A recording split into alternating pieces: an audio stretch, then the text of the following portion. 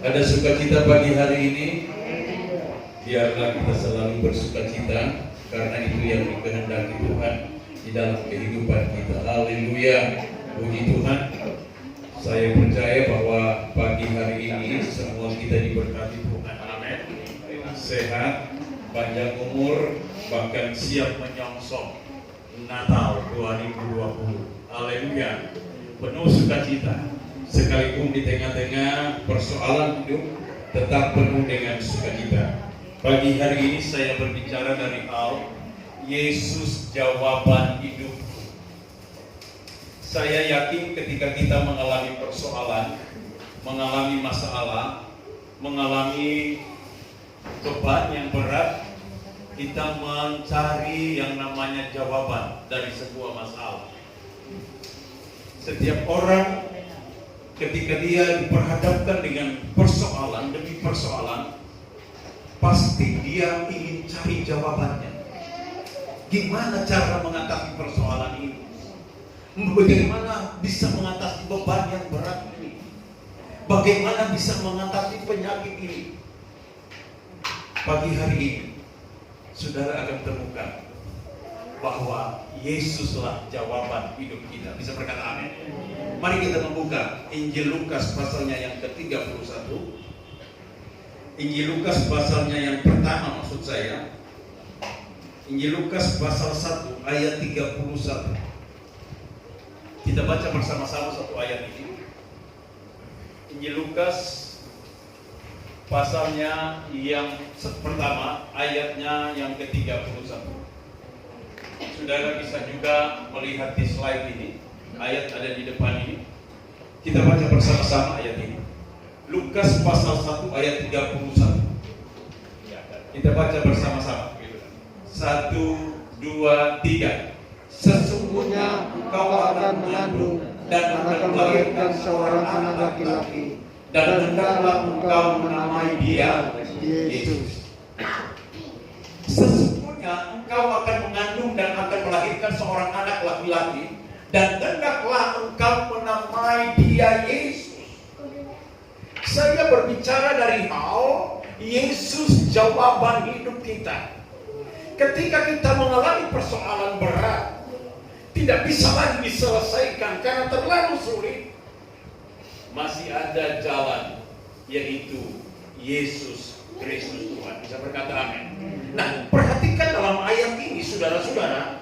Ayat ini ketika Yesus dilahirkan, sebelumnya malaikat Tuhan datang kepada Maria. Hai Maria, engkau akan mengandung dan engkau akan melahirkan seorang anak laki-laki, dan engkau menamakan dia Yesus.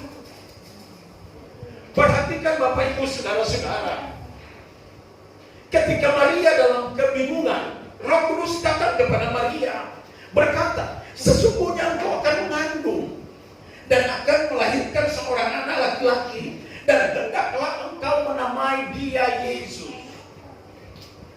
Roh Kudus memberikan nama kepada bayi yang dilahirkan oleh Maria adalah namanya Yesus.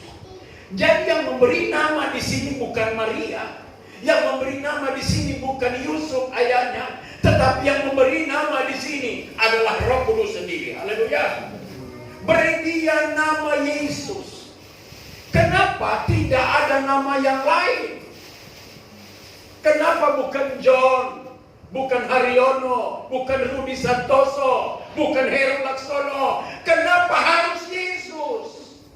Kenapa Roh Kudus memberi nama Yesus? Gereja kita adalah GPDI, Yesus jawaban.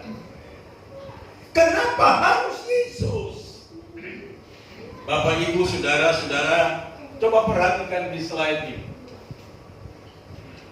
Ya, dalam perikop ini menjelaskan kepada kita peristiwa penting tentang kelahiran Tuhan Yesus Kristus.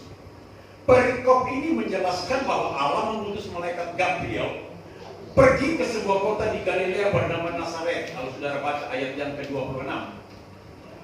Kemudian saudara-saudara, Di Nazaret, malaikat Gabriel menemui seorang perawan yang bernama Maria yang memiliki tunangan yang namanya Yusuf. Malaikat Gabriel memberitahu kepada Maria bahwa ia akan mengandung dan melahirkan seorang anak laki-laki, harus menamai dia Yesus. Harus menamai dia Yesus. Tidak boleh nama lain. Harus nama Yesus.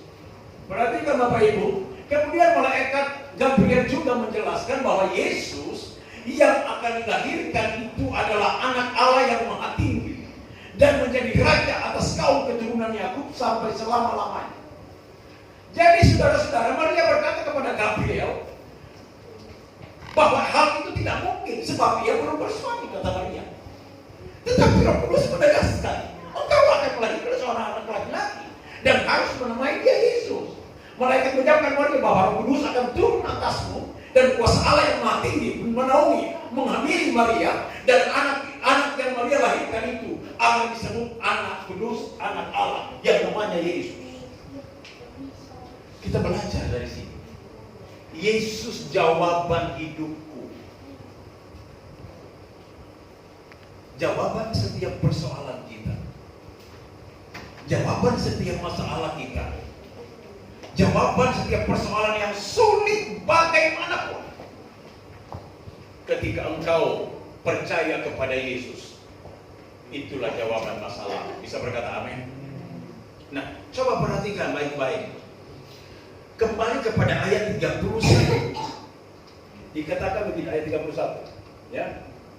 Dari ayat tersebut memberikan pengertian bahwa Maria hamil bukan dari benih Yusuf, tetapi benih ilahi, yaitu kuasa Roh Kudus, dan Yesus adalah benih Allah itu sendiri.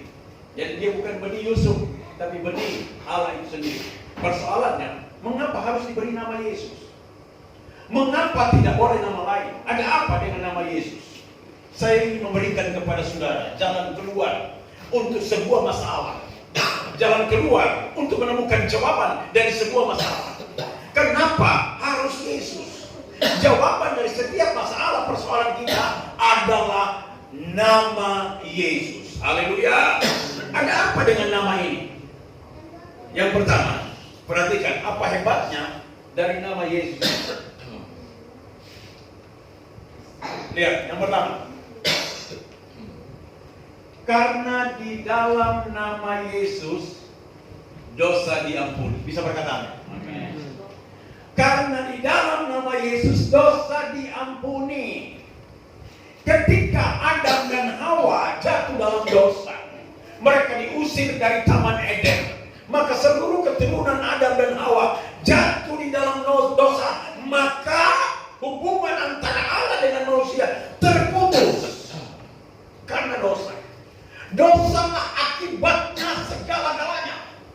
Dosalah yang mengakibatkan sebuah persoalan menjadi sulit, menjadi beban, menjadi berat. Tetapi Alkitab berkata, nama Yesus adalah nama yang mengampuni dosa. Dosa mengakibatkan persoalan sulit. Karena dosalah manusia hidup dalam kesulitan-kesulitan. Tetapi ketika kita percaya kepada nama Yesus, kita memanggil berseru nama Yesus, maka dosa itu diampuni, sehingga persoalan kita pasti beres. Bisa berkata amin? Makanya Tuhan katakan, Roh Kudus katakan, jangan beri nama lain, harus Yesus. Karena Yesuslah jawaban dari setiap hidup kita. Lihat, manusia jatuh dalam dosa, dia terpisah dari Tuhan. Ya. God, man, manusia, ya, terpisah, tidak bisa lagi datang kepada Tuhan, terpisah. Ya. Dosa memisahkan manusia dari Allah. Akibatnya adalah neraka kekal, kebinasaan kekal. Manusia telah kehilangan hidup kekal. Manusia tidak bisa lagi. Ketika manusia pertama Adam dan Hawa dan keturunannya jatuh dalam dosa, maka dia tidak bisa menghampiri Allah yang kekal. Karena dosa, upah dosa itu maut, neraka. Upah dosa itu adalah segala-galanya persoalan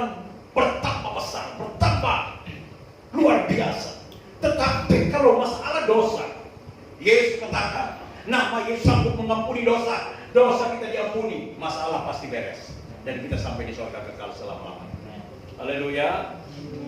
Makanya Gabriel memberi nama, beri dia nama Yesus.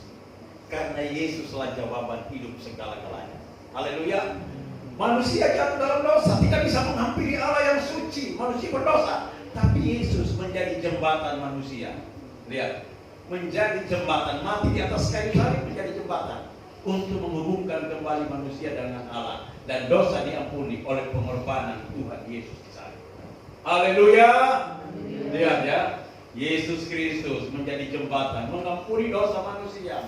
Manusia yang berdosa bisa datang kepada Allah, maka dosanya diampuni oleh Tuhan. Tidak ada dosa yang sulit. Semua dosa pasti beres. Bisa berkata amin? Tidak ada masalah yang sulit. Kisah Rasul ya, ayat Kisah Rasul 10 ayat 23 berkata begini, siapa yang percaya nama Yesus, dosanya diampuni. Percaya saja.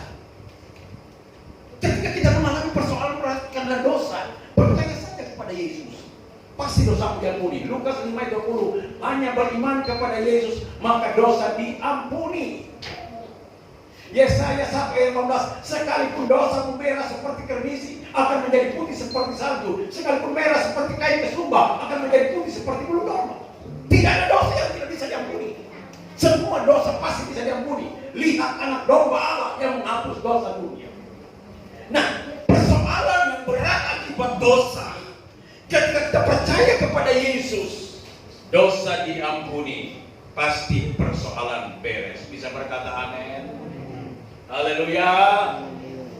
Yang kedua, apa hebatnya dari nama Yesus, sehingga nama Yesus adalah jawaban dalam hidup kita. Yang kedua, perhatikan ini yang kedua, Ibu, karena di dalam nama Yesus penyakit disembuhkan.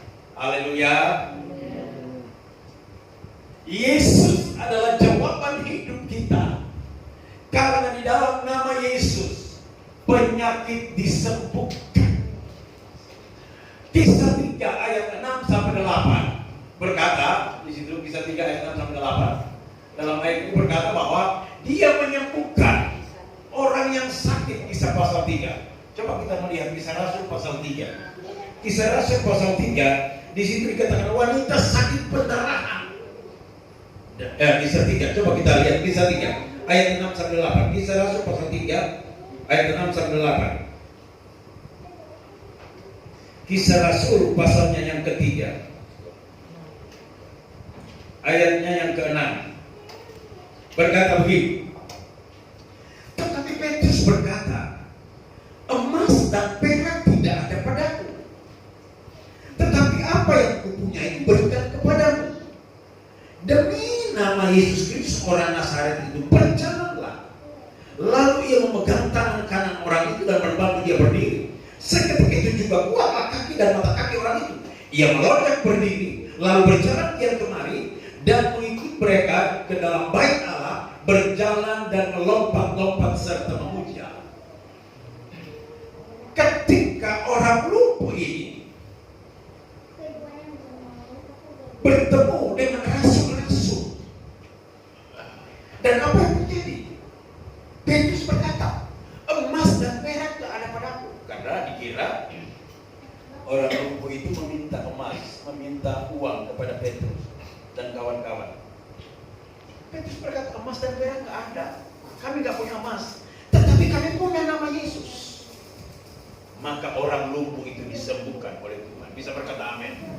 Artinya, di dalam nama Yesus penyakit disembuhkan. Di dalam nama Yesus penyakit disembuhkan. Saya mau katakan kepada saudara, hari-hari ini ada banyak orang terpapar dengan COVID-19. Ada banyak orang takut dengan yang namanya corona. Saya mau katakan kepada saudara, ada nama Yesus yang melindungi dan menyembuhkan penyakitmu. Panggil nama itu, berserulah kepada nama itu. Saya percaya nama itu akan menyembuhkan segala penyakit kita. Bisa berkata amin, Bapak Ibu? Yesus jawaban hidupmu. Jawaban dari virus corona adalah Yesus. Ketika kita berseru kepada Yesus, corona lenyap. Haleluya. Corona lenyap. Berseru kepada nama Yesus, nama yang penuh dengan kuasa. Di dalam nama Yesus penyakit disembuhkan. Ya, ini wanita 12 tahun pendarahan disembuhkan. Ya, kalau saudara membaca Markus pasal 5 ayat 25 sampai 29, Bartimeus yang buta sejak lahir disembuhkan oleh Tuhan. Tidak ada sesuatu yang sulit bagi Tuhan. Itulah sebabnya kalau saudara alami persoalan, alami penyakit, berseru kepada Yesus. Nama itu nama yang menyembuhkan engkau. Haleluya. Yesus jawaban hidup kita. Haleluya. Ya. Markus 5, wanita sakit pendarahan selama 12 tahun disembuhkan. Bartimeus buta sejak lahir disembuhkan. Ya. Haleluya. Yang ketiga, mengapa harus nama Yesus? Kenapa Yesus itu menjadi jawaban hidup kita? Yang ketiga, karena di dalam nama Yesus tidak ada perkara yang mustahil. Haleluya. Di dalam nama Yesus tidak ada perkara yang mustahil. Lukas pasal 1 ayat yang ke-7 berkata begini. Injil Lukas pasal 1. Injil Lukas pasal 1.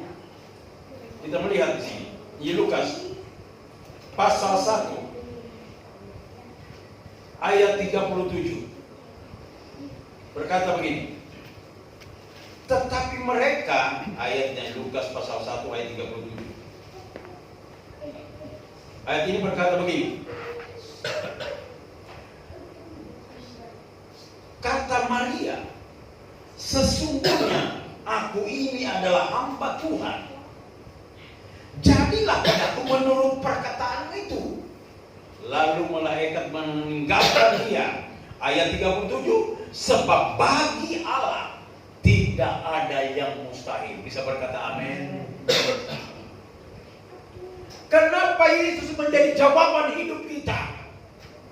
Karena di dalam nama Yesus tidak ada perkara yang mustahil.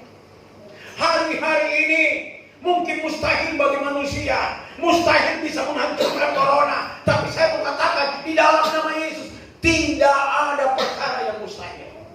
Mungkin kau berkata sulit untuk berdagang di hari-hari ini, kesulitan perekonomian, ya, persaingan bisnis begitu ketat, sulit untuk bisa berkembang usaha di tengah-tengah pandemi ini. Tapi saya mengatakan kepada saudara, bagi Tuhan tidak ada perkara yang mustahil. Amin.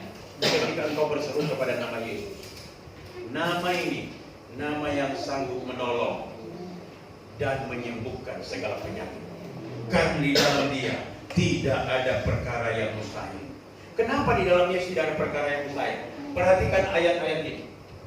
Ya, Yohanes 6 ayat 9 sampai 14. Lihat. 5 roti 2 ikan itu bisa memberi makan kenyang 5.000 orang laki-laki. Haleluya.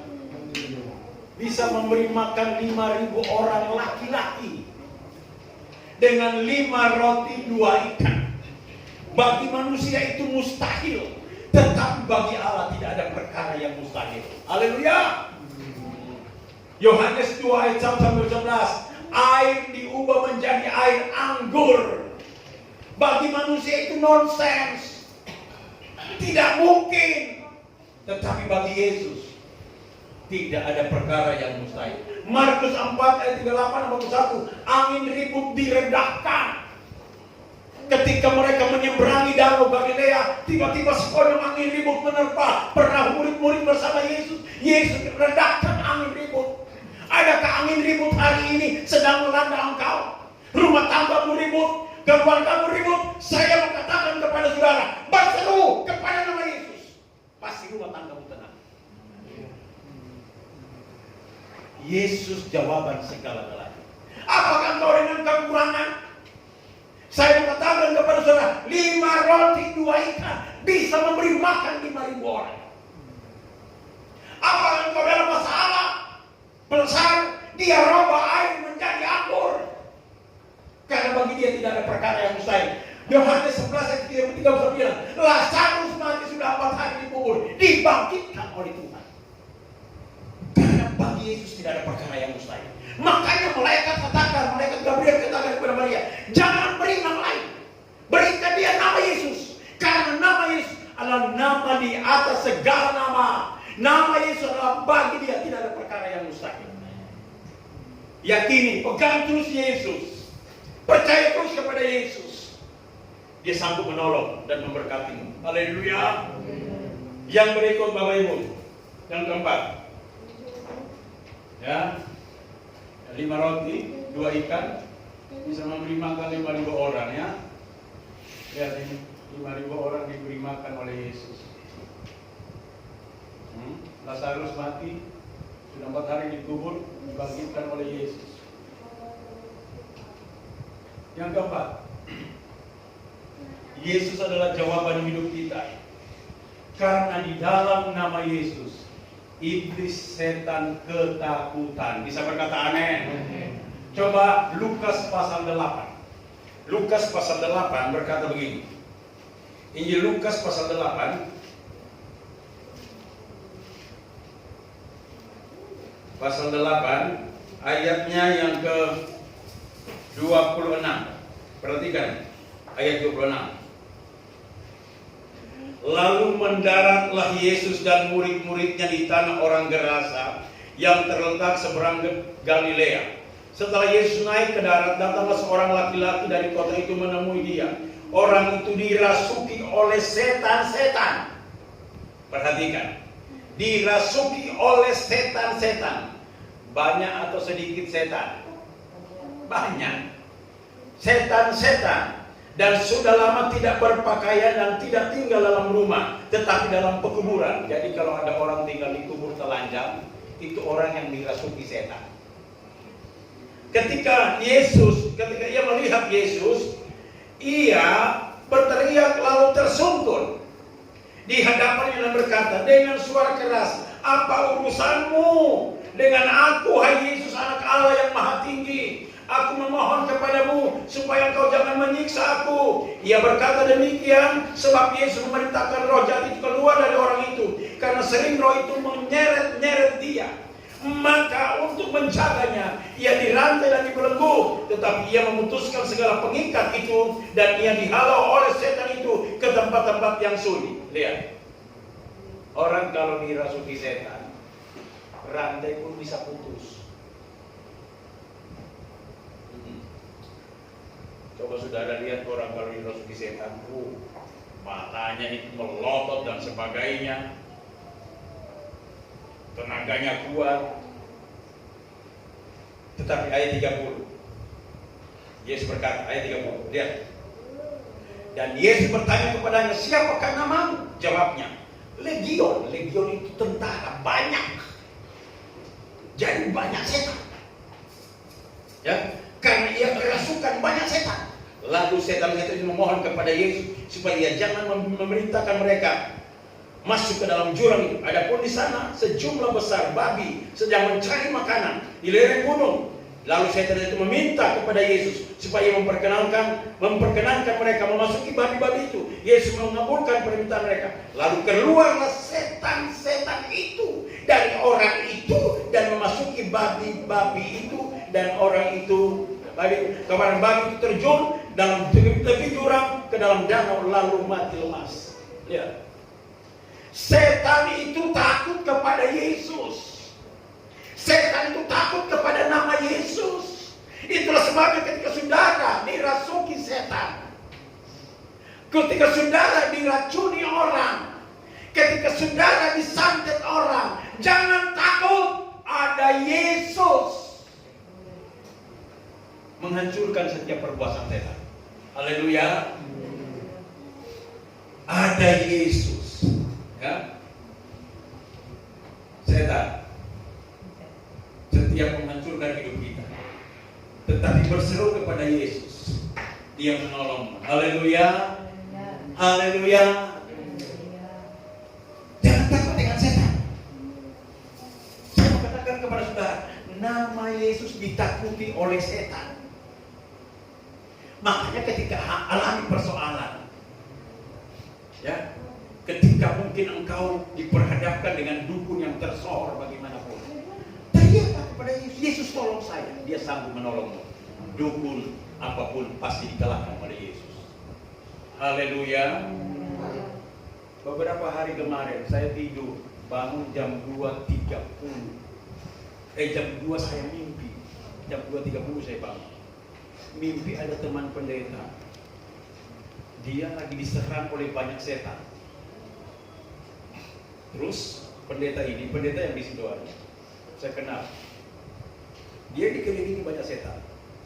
Terus saya katakan, saya WA kepada istrinya, tolong kamu doa pagi hari ini. Saya baru bangun pagi hari ini, suamiku sedang diserang oleh kuasa kegelapan. Belum saya bicara panjang, baru seperti itu, dia langsung nyaut, karena paginya saya telepon. Iya om, sudah 3 bulan ini saya alami sakit, kemudian kami alami serangan terus menerus.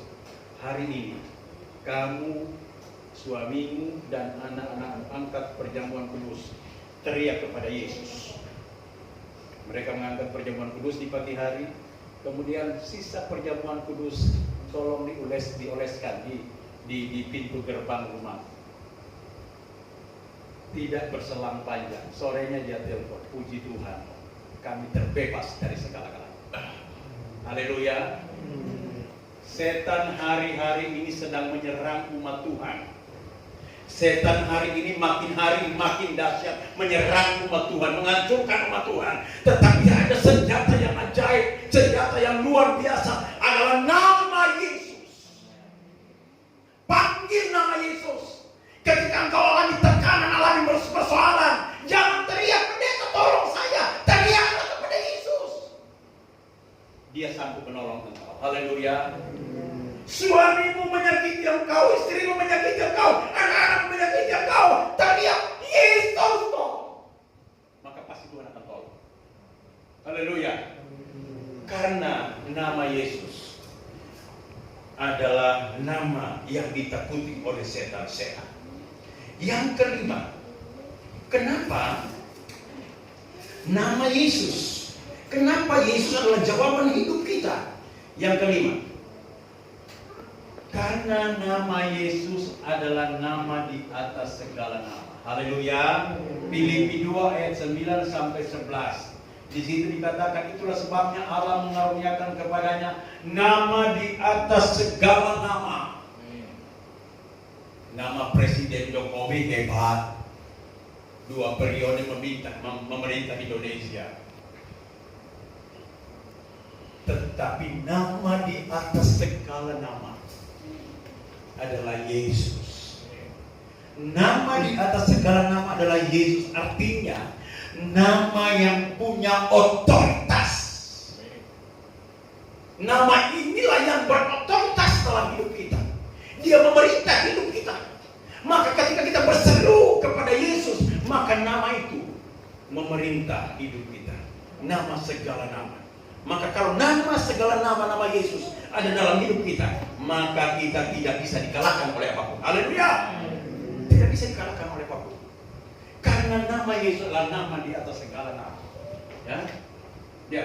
Kolose 1 ayat 19. Dalam nama Yesus berdiam seluruh kepenuhan kealahan. Wow.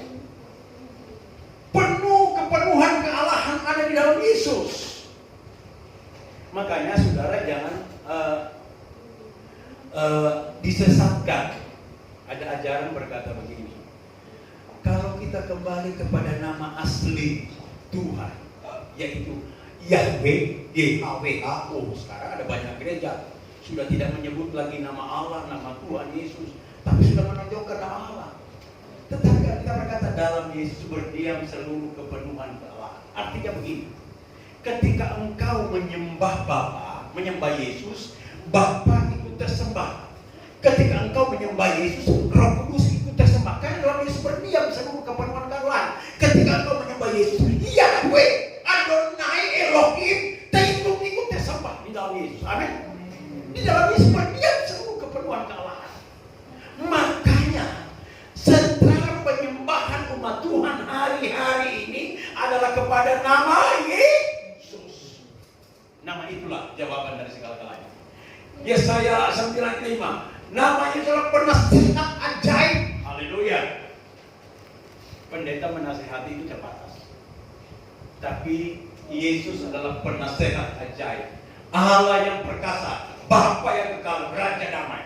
Tidak ada damai dalam hidupmu, minta, panggil nama Yesus, maka damai itu menjadi bahagiamu. Haleluya. Itulah Yesus jawaban hidup kita. Yang terakhir Bapak Ibu, nama Yesus adalah Immanuel.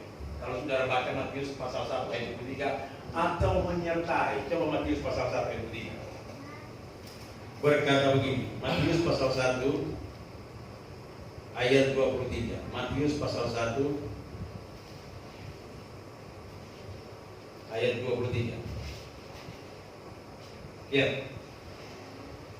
Ayat ini berkata begini, sesungguhnya anak darah itu akan mengandung dan melahirkan seorang anak laki-laki, dan mereka akan menamakan dia apa? Immanuel, yang berarti Allah menyertai kita. Nama Yesus adalah Immanuel, atau Allah yang menyertai. Jadi jangan takut di dalam menjalani hidup ini, jangan takut. Ada Yesus beserta dengan kita, amin. Jadi Ibu Gembala, kami berjalan dengan iman mau ke Bogor. Saya nyetir sendiri karena Kevin nggak bisa ujian. Ya saya bersama istri dan Angela harus ke Bogor melayani pekerjaan Tuhan di sana. Kami tidak takut. Kenapa? Sekalipun kami bertiga, ada Yesus di antara kami. Ia adalah Allah Immanuel. Jangan takut engkau bekerja.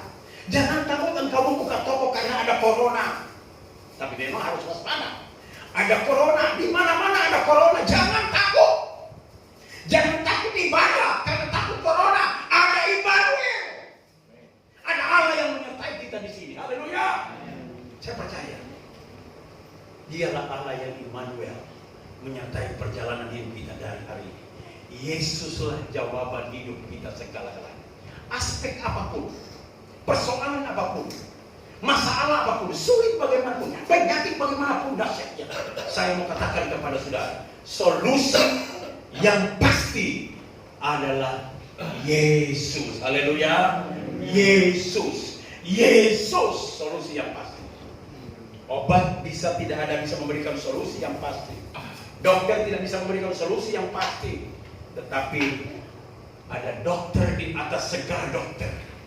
Dialah yang menyembuhkan penyakit kita. Adalah namanya Yesus. Mari datang kepada Dia, berseru kepada Dia, maka Dia akan menolong dan memberkati kita. Hanya nama Yesus. Kita nyanyikan pujiannya. Haleluya. Mari tutup Alkitabmu. Kita nyanyikan pujiannya. Haleluya. Hanya nama Yesus. Tolong bantu saya nyanyikan pujian ini. Para welas, mari saya undang saudara berdiri.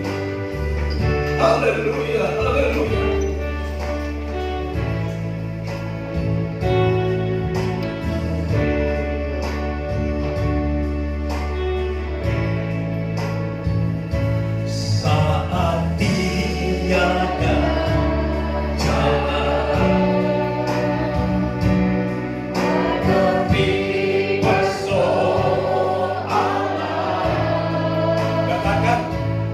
Yesus ada